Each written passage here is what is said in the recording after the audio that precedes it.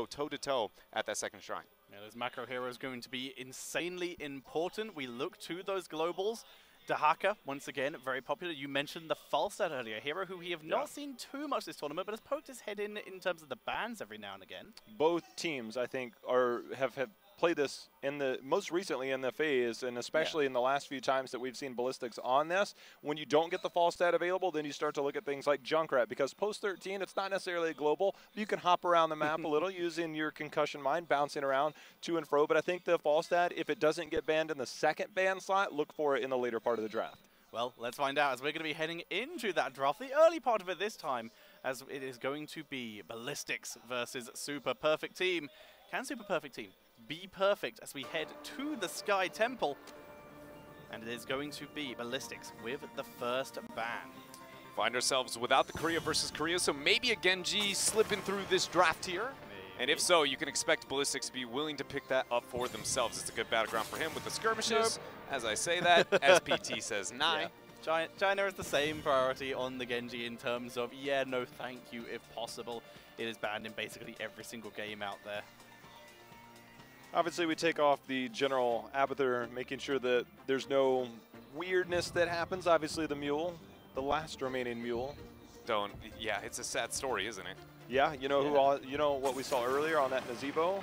Ice Blood. Yeah, that's a dying breed as well at this point. It will be after this weekend. Thanks, Reset. Well, we will keep an eye on that, see if that does continue. If not, it would be nice to see more Nazebo. Who knows? We'll keep an eye throughout the tournament, as Maiev is banned out. Once again, just an incredibly scary hero and part of that original SPT combo. Yeah, not only does it remove that original combo, but I think it removes one of those few fears that we have with the raw teamfight skirmishing. Maiev is a single-handed, she can turn the teamfight single-handedly.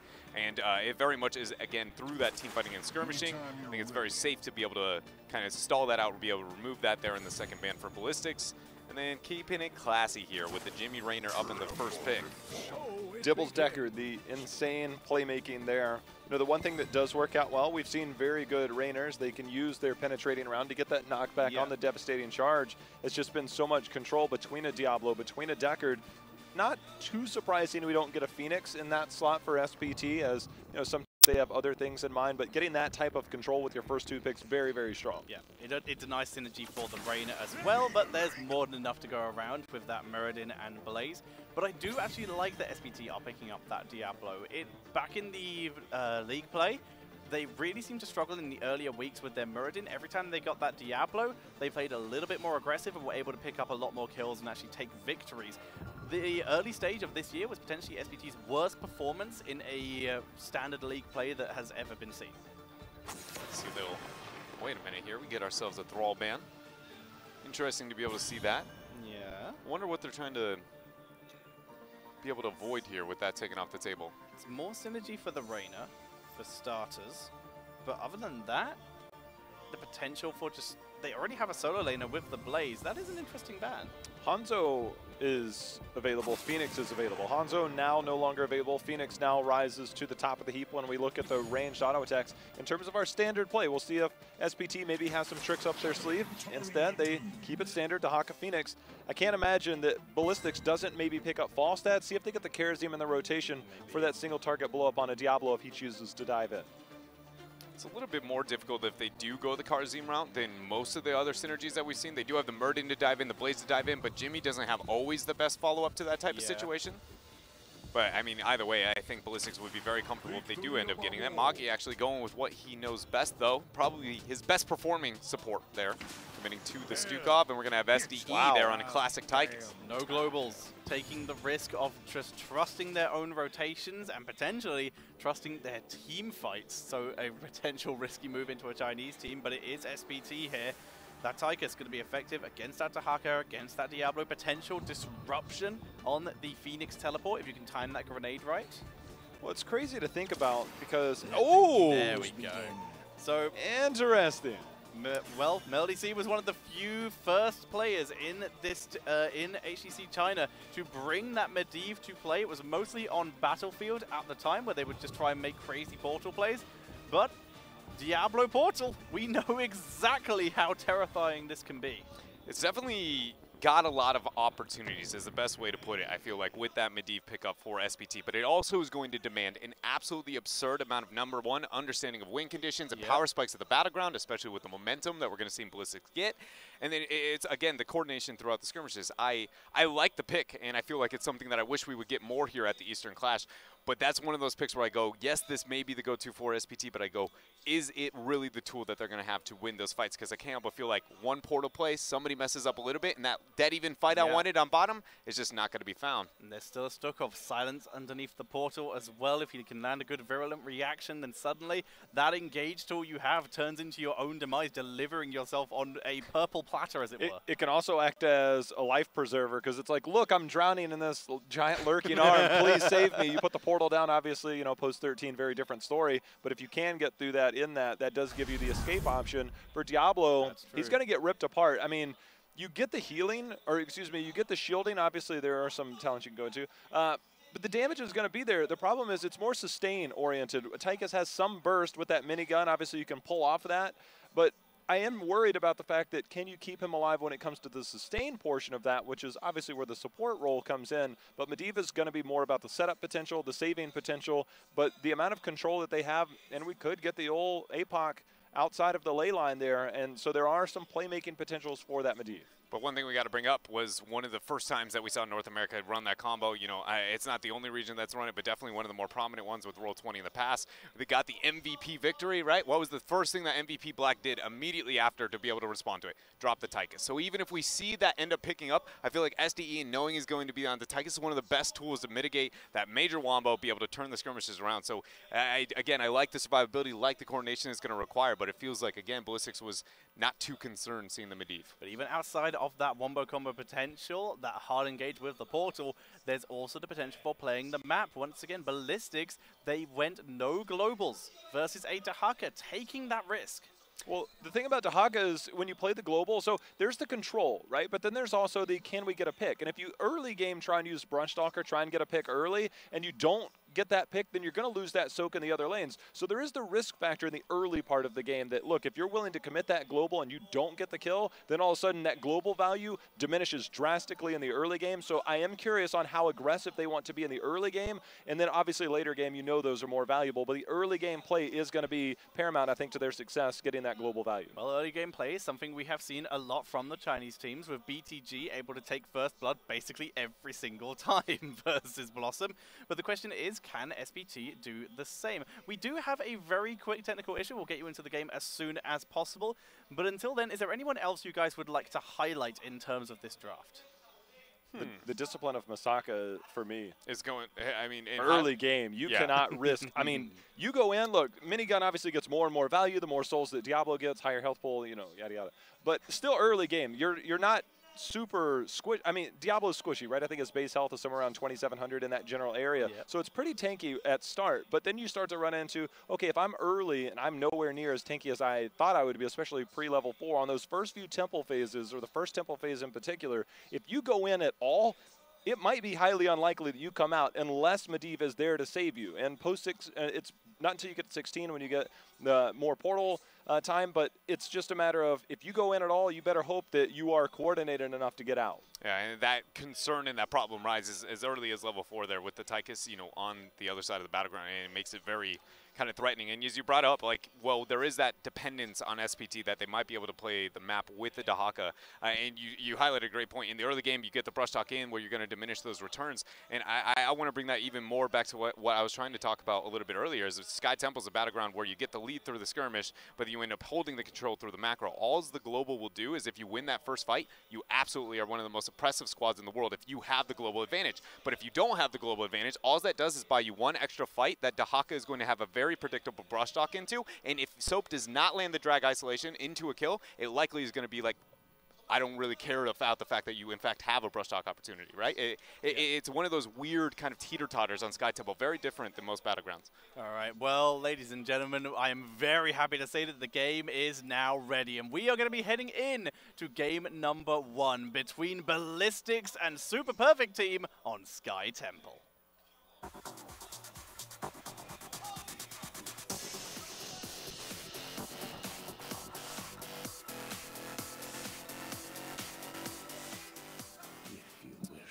we are, ladies and gentlemen. Map selection here by SPT, the last representatives in the Eastern Clash out of the Chinese region.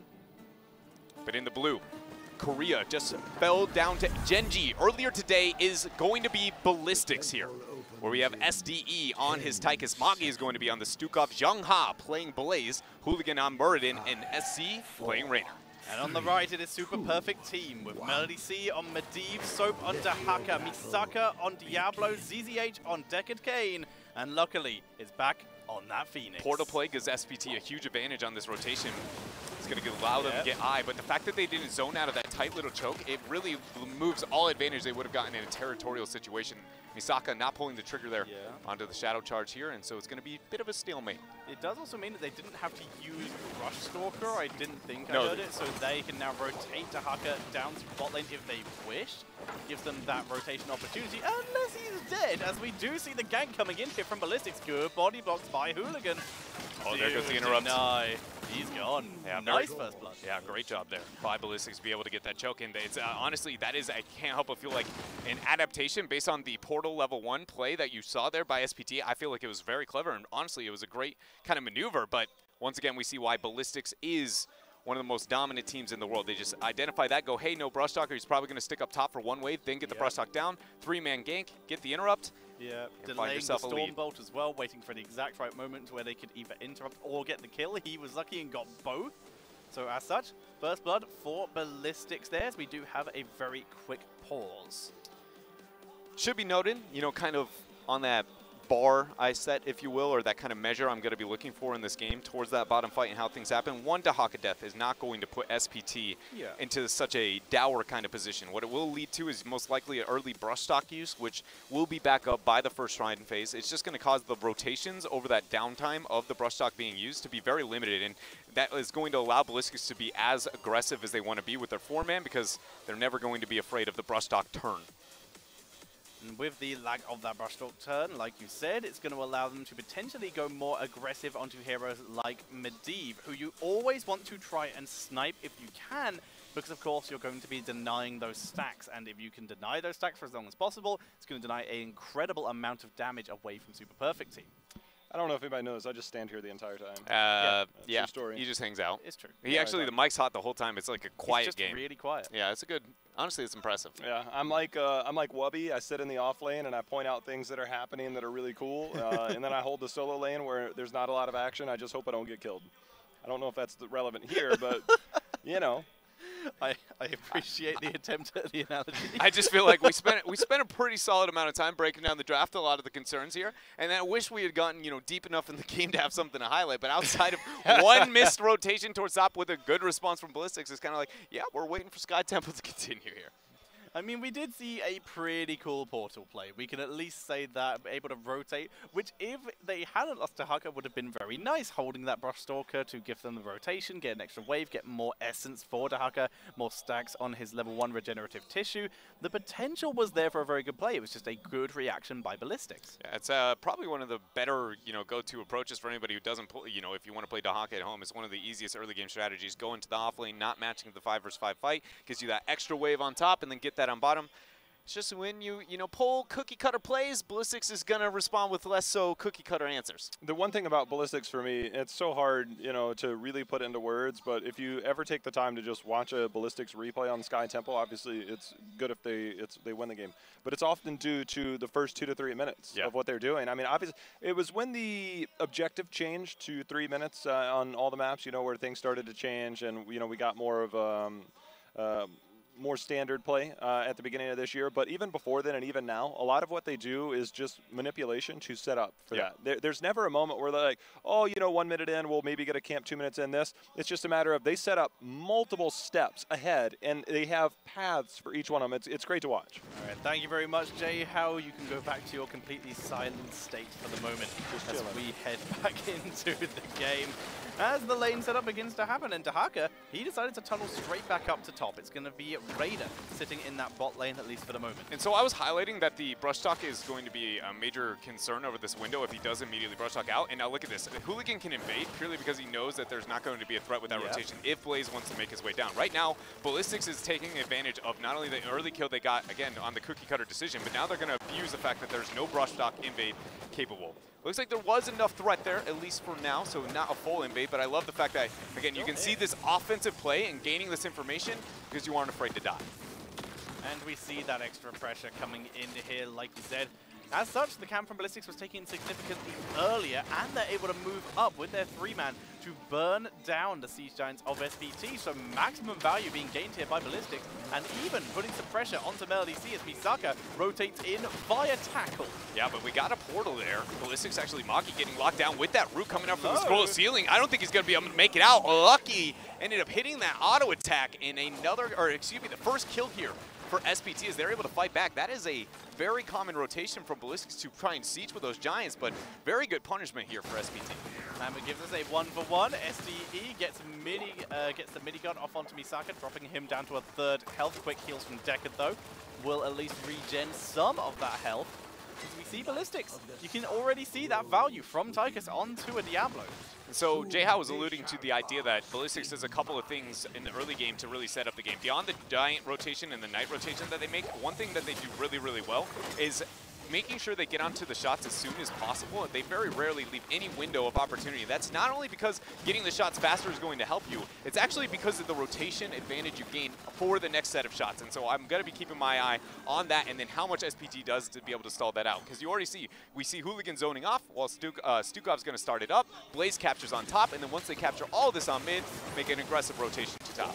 Diablo goes in. We have to be afraid of the kind of engages SPT can pull off now with that Raven Familiar coming in from from the Medivh, sorry, not from Deckard Cain. They do have Deckard Cain who can go into the Ancient Blessings, which is where they can go and get even more burst as the game comes on. But for now, it's all about Misaka trying to delay this as Tahaka is taking control of top. Portal is going to be down, but Magi ends up getting the reveal. Stormball not landing there for Hooligan. As Misaka actually just stall it out. Misaka goes in with the Shadow Charge, hits the stun on the SDE. They're unable to get close though, thanks to the zoning of Magi as they also force Hooligan off. In comes Soap. That knockback from RAYNOR just saved Hooligan's life. They portal through. Did they save his life? No! Lucky picks up the kill, but with a counter kill on Soap. Comes at the cost there of Soap. SDE able to hit the dash out of there. Melody C should have a portal available. Keep in mind, Blaze was up top getting the rest of the shots and securing the Knight advantage. So this is going to allow an opportunity to make a transition down if they would like to do so. Xiangha saying maybe that Knight damage is going to be a little bit more value here for the squad. Ravens applied onto Magi, extra damage here as Police is pushing hard on top, dropping that fort very low already and is easily able to pull back. I don't know if luckily he can clear this. Yeah, and I feel like that a lot of that came down to, again, what I was trying to show with the Hooligan moving on to the point as soon as he was, with Blaze taking that. Because once Tahaka, we saw Soap match up on Blaze, Blaze just goes, all right, well then I'm going to get the Knight clear advantage. And as long as that skirmish happens throughout mid and he does not commit to the rotation like we saw Soap commit to, then it puts it to where it's like, we're winning on the top half of the battleground. We don't really need to be concerned about mid whatsoever. But that being said, you know, even though Ballistix was able to pull ahead, they did not blow the game out of proportion. This is still in this window that I was hoping to possibly see over that bottom shrine as long as SPT can hold on a bit longer. They're on even levels right now, even talents. It's all good for the moment. It's a slight XP lead for Ballistix. Drag used onto Blaze. More to buy Soap some time, if anything. He needs some time to grab that potion and clean out the minion wave as that fort is looking rough. Love the siege capabilities here again by Ballistix abusing the Giant rotation. Another portal coming out from Melody C, though, is going to put out that self-shield. Melody C not want to deal with too much of that. Even Hooligan willing to jump back in, ends up hitting Stormbolt, but it might cost him his life. Shadow Charge comes through, overpower, flipping him over, and that is another kill here for SPT. Nicely done with Soap coming in. It wasn't actually required for this, and him rotating down means that Blaze will 100% grab that top fort. So now we have to see SPT use that kill they get to try and capitalize. Grab something.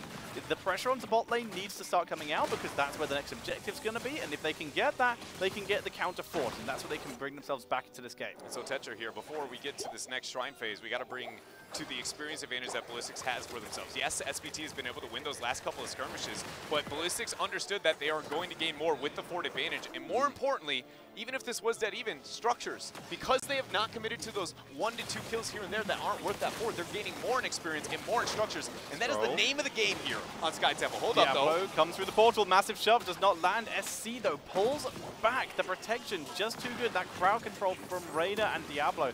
Not able to, denies Misaka from able to making the play, but we're still waiting for the Dahaka to tunnel in. Yeah, we'll see where that brush stock does come online for Soap. You see Soap ridding of that top wave, going to wait out at least the rest of that. A Hooligan maybe want to collapse onto Misaka, who's a bit on an island right now. Brush stock not used yet, as my screen actually goes black. Here we go. We're back. And I've got some eyes here. Okay, so Soap's still up in the top lane. We have Polybomb, There's the by brush the way. He's coming in as they try to focus onto Feast, but he pulls back. Polybomb does not give Luckily the chance to escape as the Lornado separates out Tychus as they try to focus onto Muradin. Lightning Breath coming out, though. Misaka has to cancel it, though. Jung Ha with a beautiful bunker there, right at where Soap would end up getting that drag all the way through. It's just like easy escape once you are released from the clutches there of SPT. And with the rotation collapsed down and Ballistix gaining themselves the first kill, they're going to consume a large majority of the remainder of these bottom shots. And the biggest thing to highlight is how now this is the second fort of the game to go down for SPT, whereas structures on the side of Ballistix, they have at most lost that mid-fort front wall. Ground continues to be gained by Ballistix here. Super Perfect team are struggling even with this global. They are almost a full level behind now, thanks to the good decision-making of Ballistix. Luckily, starts burning through this Bruiser Camp. ZTH will come to help this out, but this is looking rough. That's the only fort remaining, as we just saw, and it's not looking good. That's all I feel when I see that fort. Like, can I please just have a mule? Just like one time. Blizzard, please. Yeah, another hero, just one. Even if it works differently, different design, more mule, please. Knights are going to be picked up, though, for SPT. The 13 talent tier window is obviously going to be a concern. This middle fort going down. Not yet. But once it does, it's not enough for a 13 quite yet. Hooligan maybe overextending. Lornado is there. Moggy, though, with the silence and the isolation. Will the portal help Misaka out? Force of Will with the Arcade Explosion. They turn it around with the Polybomb. Isolation, Lightning Rev onto the Stukov. And they take him down, and still the kill lead for Super Perfect team, but they're still about a half a level behind. Notice every skirmish that SPT minus the middle fort that they've been, or excuse me, middle shrine that they've been really successful on is only when there's an initiation from Ballistix, and then we see the portal counter initiation. It's very well done by SPT. I just wonder, if that was a little bit cleaner, for instance, not overextending for the middle fort that would have inevitably fall. Will that still happen? Hold up, though. Pressure towards top. Bunker is there for Hooligan, so he will be just fine. He's able to escape. Bunker, longer cooldown than it used to be, but it's still relatively short here. 48 seconds remaining. Gets a little bit of extra armor on the way out, and a single extra wave of fire. Polybomb is used. Lornado, single bit of CC onto Hooligan. They ported through, but they were unable to get the right angle. Just about there for the Master Touch value as well. For SPT. Once that comes online, the teamfight capabilities are going to get that much better. Yep, 38 stacks. So if Ballistix want to kill Medivh, it's now or never. With this next objective coming up, it's going to be bot mid. And notice how SPT is making the rotation now to the bottom half of the battleground. This is where things get sour. I mean, we were highlighting it, with the Dahaka being able to play the map, and this is where I was trying to point out when you fall behind, it doesn't really add too much to the battleground. Top is sieging against them. They're going to essentially have to make a desperation play. Dahaka is very predictably on bottom, and then you're going to make that, again, a very foretold kind of rotation by SPT. We'll see how Ballistix is able to deal with it here. Total Mastery setting up one side, waiting for the other in case it needs to be used to get Misaka out of danger, but being very patient with it as he comes out of Raven form and is trying to gain that final stack to complete his Arcane Rift as he actually eats a Hooligan stun but stays alive. Able to hold the zone. The Knight's still sieging away. So yet to make the transition down, as you can expect. Jet Propulsion goes in, lands onto 2. We see the Force of Will there, along with the Polybomb. Enough peel is there to keep everybody alive. Misaka falling low, but Soap ends up hitting the drag. Great interrupt there from SC. There's a good silence coming in onto the Blaze. They're going to try and focus him down. Salvo comes out, only really catches the Tychus, but the damage still lands. Misaka's the target. Melody C is locked down, and he loses the stacks. He ends up dropping the stacks, but more importantly, Ballistix is just dropping SPT. team members Oh! left and right. The silence to interrupt the warp. Luckily Chase getting it tracked down by down. SC. RAYNOR's Raider. Uh-oh, that's not where you want to be. Flips in. Oh, there we go. Massive shove gets SC out. You know, how come every time I get a little bit of pepper, I just feel more salty? That's the one thing I just don't understand when I play against RAYNOR, because that was just ridiculous. Damage output there for SC is absolutely online, but with the structure advantage, experience advantage, and man advantage, Ballistix picked this boss up for themselves, likely going to be able to siege with it on the bottom half of the battleground. Will Misaka be willing to risk this? He can dive if he wants, decides against it quite wisely, I would argue, because 16 is just around the corner. If he dies, it's a very quick 16, and as such, everyone backs off. Diablo lost most of his souls earlier on. He's down to only 15 at this point, so he is a little squishy. It's a little nitpicky, but in this type of situation, unless they're going to all-in siege with this boss, which it seems like they're too far away, I'd like to see Jungha not capture these shots. Just let the boss take as much onto the front wall as possible, and then securing as much on the risky positioning part of things as they can. They are going to make the rotation, and it seems like they're going to stick around longer. It's important for SPT to wait for the boss and then try and deny and stall out later. If they risk any fights before that time, and while boss is up, they're going to lose inevitably this keep. Boss moves in to keep Rain perfectly in time to prevent any shots going on to Hooligan there. As they begin trying to burn down this boss from range with the assistance of Ballistix. Everything is too risky with this defense. Rocket explosion, tiny bit of damage onto Hooligan here. Oh man, three-man root going to be locked down there with that Decker group from SPT. Boss not going to be get cleared fast enough there by SPT. Understandably so, they don't have the best anti-siege. No. When you think about Medivh, Diablo, Dahaka, Deckard, every single one of those, you kind of just go, how do we do some damages here? Yeah, PvE is not our strong suit right now. At least not at a far. You know, they hold their own whenever they get in there, but Ballistix was zoning out very, very well there. Things are difficult for SPT now, losing that keep. More importantly, there's some damage onto the middle keep as well. Shots are just going to be raining into their base. It's on them to hit 16 and force a fight somewhere. And they have the tools. They have a Medivh. One of the only heroes in the game you can legitimately say he can just force it at any point in time. Medivh sees that this is happening. Portal is down in case Diablo needs a way out, and he does. Polybomb was dropped onto Hooligan, who is 1v3ing right now. Double Stormbolt as well with the three-man jet propulsion. Jungha setting things up. Soap there has to end up burning the brush stock, and he is just going to be left alone. No portal left, I don't think, after the Force of Will is there. Portal just short on timing. The Force of Will not enough to save him. And that is going to be Ballistix with yet another kill. They've already used the bunker here as they look for a keep and more kills. They get the Medivh, denying more stacks, and Misaka will drop to SDE. Will end up going down. He might not be the only one. Look at Luckily over there. Luckily, he's going to be able to make it out. Never mind, Hooligan is just absolutely tearing things apart. He is not afraid of anything there. And with the 5 members dead, the full wipe there by Ballistix. They're not going to waste any time here. Focus onto the core. Take game 1 over SPT. Nicely done. Good finish by Ballistix at 14 minutes. They don't even bother finishing off mid-keep. They just take down the core. And that was a good closeout. Very strong start by Ballistix.